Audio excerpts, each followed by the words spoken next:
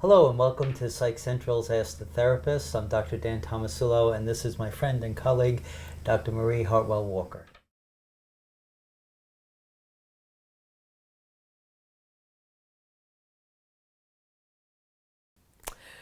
Dan, a number of the letters we receive over the years have been from teenagers who are very worried about masturbation. There's still mythology out there that you'll grow hair on your palms, or that that God doesn't love you anymore, or whatever. And so they become very, very concerned because it feels good. And but there's all of these strictures about it. And I think it's important we adjust that and talk about the normal response of teenagers. Sure. So I'm going to leave it to you to start that. Well, I think, first of all, it's important to normalize it.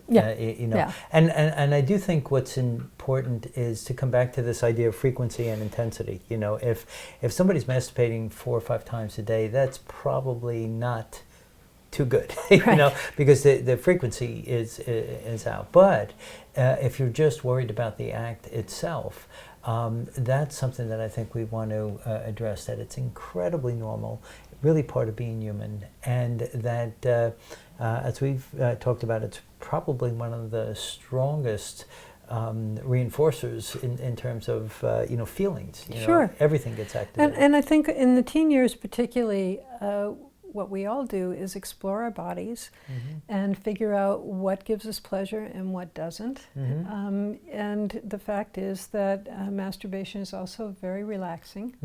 I was once told that in the 19th and 18th century it was actually used as an analgesic.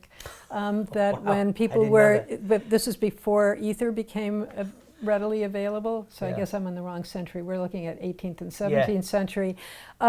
People would be asked to masturbate before surgery because it would relax them.